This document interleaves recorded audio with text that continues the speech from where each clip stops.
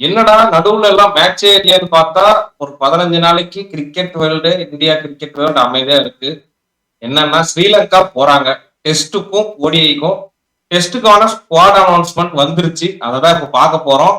புது முகங்கள் இருக்கு. தலைவர் ஒருத்தர் ரிட்டர்ன் ஆயிருக்காரு. அதெல்லாம் இதுல பார்ப்போம். நீங்க சப்ஸ்கிரைப் பண்ணி வச்சுக்கோங்க. மெம்பரா ஜாயின் பண்ணிக்கோங்க. சரி, ஓகே. ஃபர்ஸ்ட் ஜடேஜால இருந்து ஆரம்பிச்சிருவோம். ஜடேஜா திருப்பி வந்திருக்காரு. அதுவும் இது ஃபிட்னஸ் கிளியர் பண்ணி அப்படிலாம் கிடையாது. ஸ்ட்ரைட்டாவே ஸ்குவாட்ல போட்டிருக்காங்க. 2 பேருக்கு தான் ஃபிட்னஸ் கொடுத்துருக்காங்க. பும்ராக்கும் சாய் சுதர்சனுக்கும் ஃபிட்னஸ் கிளியர் பண்ணா ஆடுவாங்க அந்த மாதிரி. ஜடேஜாவோட வருகை என்ன மாதிரி நினைக்கிறேன்? ஜடேஜா வந்திருக்காரு. நான் இதை எப்படி பாக்குறேன்னா, போன டெஸ்ட் நம்ம ஆப்கானிஸ்தான் கூட விளையாண்டப்போ வாஷிங்டன் சுந்தர் இல்ல. அந்த இது ஸ்குவாட்ல இந்த ஸ்குவாட் பாக்கணும்னா வாஷிங்டன் சுந்தர் இல்ல. வாஷிங்டன் சுந்தருக்கு பதிலா ஜடேஜாவா இல்ல நிரந்தரமான ஒரு இடமா அப்படின்னு நம்ம கொஞ்சம் நிறைய கேள்விகள் இருக்கு. பரவாயில்ல, இந்த ஸ்குவாட்ல நீ மறக்க கூடாது. ஒரு ஒரு டொமஸ்டிக் பிளேயரை ஐபிஎல் ஆடாத ஒரு பிளேயரை எடுத்துட்டு வந்திருக்காங்க டெஸ்ட்டுக்கு. இது ரொம்ப ஒரு 33 வயசு. அதுல 33 வயசான ஒரு பிளேயர் எடுத்துட்டு வந்தாரு ஜெயின்னு சொல்லிட்டு. ரொம்ப எனக்கு பாராட்டக்கூடிய ஒரு விஷயம் தான். நம்ம இதுதான் நம்ம பாராட்டிட்டு ஸ்குவாட பாத்துறலாம். அதுக்கப்புறம் நம்ம ஜெயின் பத்தி பேசுவோம். ஸ்குவாட் அப்படியே படிச்சுட்டு நம்ம ஜெயின் பத்தி பேசலாம். ஓகே, ஒரே நிமிஷம். இப்ப வந்து ஸ்குவாட வந்து நான் சொல்றேன். சுபம் கில் கேப்டனு, KL ராகுல் vice captain, SSC Jaiswal reserve பண்ணிட்டு சாய் சுதர்சன் ஃபிட்னஸ் கிளியரன்ஸ் கொடுக்கணும். துருவ் ஜுரல், ரவி ஜடேஜா, குல்தீப் யாதவ், மானவ் சுத்தர், ஜஸ்பிரீத் பும்ராவுக்கும் பாத்தீங்கன்னா இன்ஜுரி ஆயிருக்கு. அவரும் கிளியரன்ஸ் கொடுத்தா விளையாடுவார். முகமது சிராஜ், பிரசித் கிருஷ்ணா, குர்னூர் பிராரு, டேவிட் படிக்கல், தேவதத் படிக்கல், சர்னாஸ் ஜெயின். யார் அந்த ஜெயின்? புதுசா இருக்காரு, எங்க தேடினாலும் கிடைக்கும். ஸ்குவாட் பார்த்தோன்னே யாரா அது அப்படின்னு சொல்லிட்டு பார்த்தா, இப்போ MPL நடந்தது மத்திய பிரதேஷ் பிரீமியர் லீக்ல. சூப்பரா போட்டாரு அவர். மெயினா ஒரு பவுலிங் ஆல்ரவுண்டர், ஸ்பின்னரு. சூப்பரா போட்டிருந்தாரு. எல்லா மேட்சும் விக்கெட் எடுத்திருக்காரு. அது இல்லாம இப்ப மெயினா ஸ்குவாடுக்கு வந்த ரீசன் வந்து 2 தான். MPL 1, 2வது வந்து ஸ்ரீலங்கா இந்தியா ஏவர்சஸ் ஸ்ரீலங்கா ஏல வந்து 2 டெஸ்ட் மேட்ச் ஆனாங்க. 2லயுமே சேர்த்து ஒரு 15 விக்கெட்டோ என்னமோ எடுத்துருக்காரு. 2 மேட்சும் சேர்த்து. அது ஒரே இன்னிங்ஸ்ல 4 விக்கெட் 5 விக்கெட் எடுத்திருக்காரு. அதனால அந்த பெர்ஃபார்மன்ஸ்க்காக தான் இப்ப எடுத்திருக்காங்க ஸ்ரீலங்காக்குல.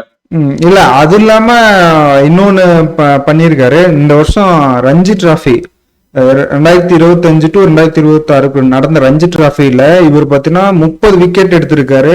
57 ரன் ஆவரேஜ் பேட்டிங்கோட 518 ரன் அடிச்சிருக்காரு. இது இல்லாம இவர் பாத்தீங்கன்னா இதுல ஃபர்ஸ்ட் கிளாஸ்ல 14 ஆஃப் செஞ்சுரி அடிச்சிருக்காரு. ஒரு 100 இருக்குன்னு நினைக்கிறேன். ஒரு 100க்கு 188 விக்கெட் எடுத்திருக்காரு. பரவாயில்ல, இந்த இனிஷியேட்டிவ் நல்லா எடுப்பாங்களே. நம்ம இவ்வளவு சொல்லிட்டு இருக்கோம், ரஞ்சி டிராஃபின்னு ஒண்ணு நடக்குதுரா, அது அதை வச்சு எடுங்க அப்படின்னும். அதே மாதிரி ஒரு மத்திய பிரதேசல விளையாண்டுருக்கும் போது ஒரு குரூஷியலான டைம் டீம் வந்து தோக்குற மாதிரி இடத்துல ஒரு ஆங்கர் ரோல் ஆடி நல்ல பேட்டிங் அடி அந்த டைம்ல தான் செஞ்சுரி அடிச்சு ரெண்டு மேட்ச் இந்த மாதிரி பண்ணியிருக்காரு. விக்கெட்ஸும் நிறைய எடுத்திருக்காரு. ஓகே, நல்ல விஷயம். அக்கூப் நபி, எனக்கு ஒரு கேள்வி இருக்கு. அக்கூப் நபி, சமி, இதே மாதிரி அதாவது ஒருத்தருக்கு தான் கேள்வி இருக்கு. சொல்லுங்க. மானவ் சுத்தாரா இவரா? யாரு? இல்ல ஜடேஜாவா? ஜடேஜா தான். மானவ் சுத்தர் எடுக்க மாட்டேன். இவர் ஆஃப் ஸ்பின்னர் தானே. இவர் ஆடுவாருன்னு நினைக்கிறேன். இப்ப 2 ஸ்பின்னர் மினிமம் ஆடி ஆகணும். ஸ்ரீலங்கால எனக்கு தெரிஞ்சு 3 ஸ்பின்னர். குல்தீப் கண்டிப்பா ஆடுவாங்க. ஜடேஜாவும் இவரும் ஆடுவாங்க. இவரும் பேட்டிங் ஆல்ரவுண்டர் தானே. உங்களுக்கு அங்க 2 ஃபாஸ்ட். மானவ் சுத்தாருமே நல்ல ட்ராக் போன டைம் பழைய மேட்ச்ல நல்லா போட்டுட்டாரு. ஆப்கானிஸ்தான் கூட தானே. அது என்ன கணக்கு? ஆப்கானிஸ்தான் கூடங்கும்போது கணக்கு வச்சுக்க தேவையில்ல. இருந்தாலும் ஏங்க ஜடேஜாவா மானசுத்தரான்னு பார்த்தோன்னா யார் பார்ப்பீங்க? மானசுத்தர எடுப்பீங்க, ஜடேஜா.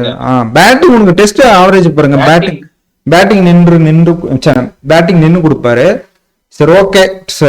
பேட்டிங்ல பாத்தீங்கன்னா அதே தலை கில்ல அடிச்சுக்க முடியாது. இப்ப எனக்கு அவரோட இன்ஜுரி மட்டும் தான். ஸ்ரீலங்கா போறோம். அவரோட இன்ஜுரி மட்டும் மேட்சுக்கு மேட்ச் ஏதோ ஒரு இன்ஜுரி ஆயிடுறாரு. அதை மட்டும் கொஞ்சம் பாத்துக்கிட்டாருன்னா கொஞ்சம் நல்லா இருக்கும். KL ராகுல் வைஸ் கேப்டன் தொடர்றாருன்னு சொல்லலாமா, இல்ல இது என்ன கணக்குன்னு தெரியல.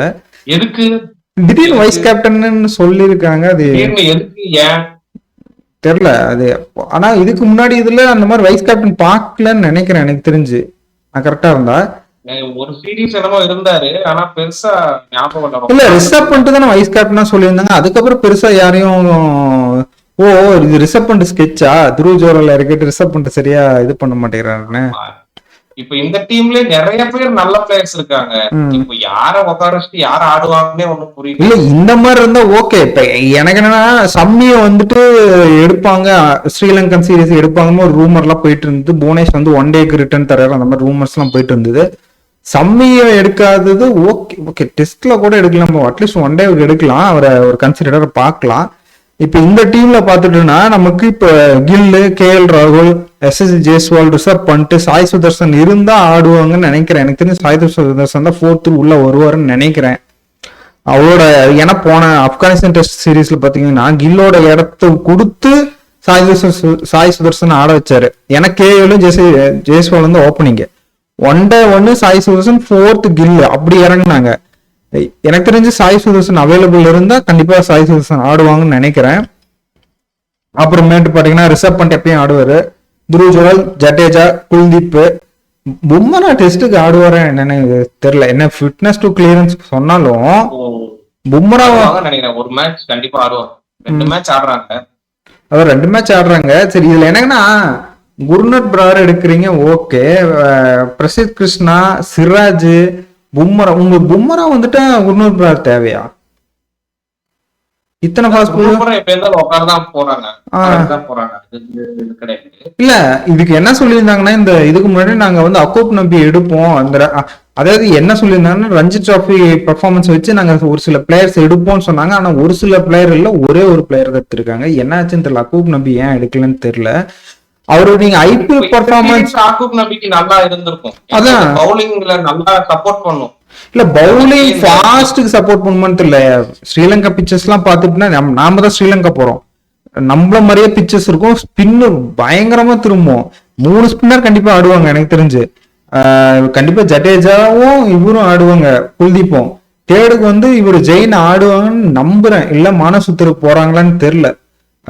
ஜெயின் தான், இல்லைன்னா எடுக்க மாட்டாங்கன்னு நினைக்கிறேன், எனக்கு தெரியல கண்டிப்பா. ஆனா இத்தனை ஃபாஸ்ட் பவுலர் தேவையில்லை. பும்ரா ஓகே, பும்ரா ஃபிட்னஸ் இல்லைன்னா சிராஜ் எப்படி இருப்பாரு, பிரசித் கிருஷ்ணா இருப்பாரு, குர்னர் பிராரு. எதுக்கு இத்தனை ஜட்டே? இப்ப பும்ரா ஆடலைன்னா நீங்க அப்புறம் ஸ்ட்ரைட்டா ரீப்ளேஸ்மெண்ட் வேற யாரோ எடுத்திருந்திருக்கலாம். சரி ஓகே, குறைய சொல்லக்கூடாது. ஓகே, இது நல்ல ஸ்கோர் தான், நமக்கு எப்ப பார்த்தாலும் குறைய சொல்றாங்க. நல்ல ஸ்கோர் சொல்றதுக்கு ஒண்ணும் இல்ல. ஏன்னா இப்போ சாய் சுதர்சன் படிக்கலுக்கு இந்த சீரீஸாவது வாய்ப்பு கிடைக்குமான்ட்டு எனக்கு கொஞ்சம் இதா இருக்கு. ஏன்னா ஜெய்ஸ்வால் இப்ப வேற அடிச்சிட்டாரு, ஒரு 100 அடிச்சிட்டாரு. இப்ப படிக்கலுக்கு வாய்ப்பு தருவாங்களா? சாய் சுதர்சன் இருக்காரு, இல்ல படிக்கல கீழவும் ஆட முடியாது. கீழே போட்டா இப்போ KL ராகுல் கீழே வந்துட்டாருன்னா, கில்லு மேல போயிட்டாருன்னா அந்த இதுவும் இடிக்கும். ஒரு ஈக்குவேஷனே இல்லாம இருக்கு. படிக்கல சும்மா பேர்ல சேர்க்கிற மாதிரி இருக்கு எனக்கு. இல்ல இது ஓகே தான் எனக்கு. இப்ப பாத்தீங்கன்னா இப்ப அதுக்குன்னு நம்ம இருக்கிற 11 பேரையும் பேட்ஸ்மேன் ஆட முடியும். ஓகே, படிக்கல் வெயிட் பண்ணலாம். இப்ப சாய் சுதர்சன் வந்துட்டு ஜிடியோட மேனேஜ்மெண்ட் கோட்டாலாம் வந்திருக்காரு, கில்லோட மேனேஜ்மெண்ட் கோட்டா. அப்படிங்கும்போது டேவிட் படிக்கலுக்கு எப்படி, தேவதத் படிக்கலுக்கு எப்படி வாய்ப்பு தருவாங்க நீ எதிர்பார்க்கற? அப்படி தரமாட்டாங்க. அப்படி தரமா இருந்தா ஆப்கானிஸ்தானே தந்துருப்பாரு. ஏன்னா பெஸ்ட் ஃபர்ஸ்ட் கிளாஸ் ஆவரேஜ் இப்போதைக்கு படிக்கல்ட்டு தான் இருக்கு. இந்த ரஞ்சி டிராஃபி பயங்கரமா ஃபார்ம்ல வந்திருக்காரு. ஐபிஎல்லுமே நல்லா என்ன பிடிக்கலன்னா, இப்போ பீக் ஃபார்ம்ல இருந்தாங்க யாருன்னா ஆக்கிப் நபியும் படிக்கலாம். ஐபிஎல்ல செம ஃபார்ம். ஆக்கிப் நபி கூட அடிவாங்க. அவங்கள யூஸ் பண்ணாம, கரெக்டான நேரத்துல யூஸ் பண்ணாம, அவங்க கொஞ்சம் ஃபார்ம் உட்கார வச்சு ஃபார்ம் டிக் ஆகும்போது, ஒரு எக்ஸிஸ்ட் ஸ்டேஜ்ல இருக்கும்போது நீ வாய்ப்பு கொடுத்து அவங்க அந்த மேட்ச் பர்ஃபார்ம் பண்ணலைன்னா தூக்கிடுவாங்க டீம்ல இருந்து, மறுபடியும் ஸ்குவாட்லயே வரமாட்டாங்க. இது வந்து நடக்குது. அதுதான் எனக்கு பிடிக்கல. இப்போ ஒரு பிளேயர் வந்து பீக்ல இருக்காங்க ஃபார்ம்ல அப்படின்னா, அவங்கள அட்லீஸ்ட் ஒரு 2 மேட்ச் கொடுத்து ட்ரை பண்றோம். இல்ல ஓகே, சூரியவன்சிக்கு பண்றாங்கல்ல, சூரியவன்சிக்கு என்ன பண்றாங்க? அதான் சொல்றேன் நான். படிக்கல் இல்ல படிக்கலுக்கு மேபி இந்த டெஸ்ட் தர வாய்ப்புகள் எப்படி இன்னும் பார்க்கலாம். இன்னும் சாய் சுதர்சன் ஆடுவார் டவுட் தானே, நம்ம ஃபிட்னஸ் கிளியரன்ஸ் இருக்கு. ஆனா இப்போ ஜெய்ஸ்வால் வந்து ஒரு 100 ஓடியில அடிச்சிட்டாரு. இப்போ அதுவும் இல்லாம 2 டெஸ்ட் மேட்ச் தான். நீங்க வந்து டிசைடர் வந்து பண்ண முடியாது. 2மே ஜெயிச்சாதான் நீங்க சீரியஸ் வின்னு, இல்லைன்னா டிராவோட தான் போறீங்க. அதுவுமே ஒரு கன்சர்னா இருக்கும் கேப்டனுக்கு, யார ஆட வைக்கிறதுன்னு. இல்ல அவரு டெஸ்டா இருந்தா இப்படியே ஆட வைப்பாங்க. இல்ல அவருக்கு கிளியர் நோட் இருக்கும், இவங்களதான் ஆட வைக்க போறான்ட்டு. பாப்போம், படிக்கலுக்கு சான்ஸ் கிடைக்கிறதாங்களா. டீம் வின்னுக்கு ரொம்ப நாள் ஆச்சு வின் பண்ணி. ஆப்கானிஸ்தானோட தான் டெஸ்ட் வின் பண்ணணும். அதுக்கு முன்னால பயங்கரமான சீரியஸ் எல்லாம், பயங்கர சீரியஸ் வாஷ் அவுட் எல்லாம் ஆயிட்டு வந்திருக்கோம். இங்கிலாந்து கூட மட்டும்தான் சீரியஸ் டிராப் பண்ணிருக்கோம், அதெல்லாம் மறந்துடக்கூடாது.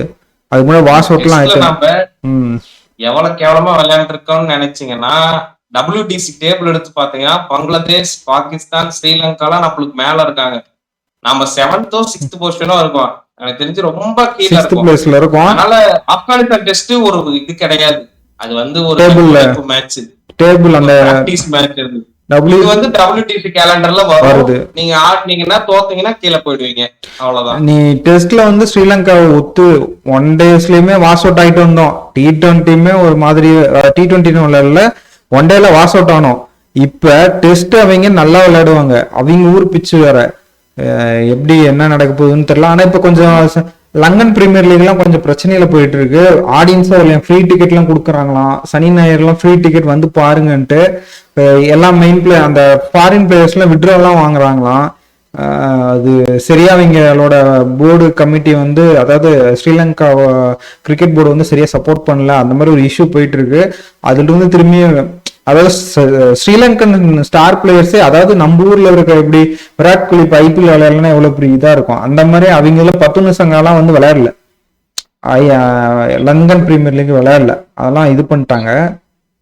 லங்கன் பிரீமியர் லீக்கே ஒரு தனி கோளாறு. அது கோளாறான லீக். நம்ம தனியா வீடியோ வேணா கேளுங்க, நம்ம வீடியோ போடலாம். நீங்க அவங்க இந்த ஸ்ரீலங்கா பிளேயர்ஸ் பெருசா வேற லீகே விளையாடுறது இல்ல. நீங்க இப்போ வெஸ்ட் இண்டீஸ் பிளேயர் எடுத்துட்டீங்கன்னா ஏதோ ஒரு லீக்ல கண்டிப்பா ஒரு 5-6 பேர் விளையாடுவாங்க. நீங்க விரல விட்டு ஒரு 10-12 பேரை கூட சொல்லலாம். எல்லா லீக்ல விளையாடுவாங்க. ஸ்ரீலங்கா பிளேயர்ஸ்ல எத்தனை பேர் சொல்ல முடியும் அந்த மாதிரி? 10 பதிரானா அந்த மாதிரி இந்த மாதிரி தான் ஆடுறாங்க. பதிரானா மிஞ்சி போன இவ்வளவுதான் ஆடுவாங்க. அதனால அவங்க ஸ்ரீலங்கன் பிளேயர்ஸுக்கும் சரி, ஸ்ரீலங்கன் கிரிக்கெட்டுக்கும் சரி இப்ப பெருசா மதிப்பே கிடையாது. அவங்க ஊர்லயும் சரி, இதுலயும் சரி. அவங்க அந்த ODI வேர்ல்டு கப்பே நல்லா விளையாண்டுருக்கணும். எத்தனாவதுன்னா 2029 இல்ல 23 2023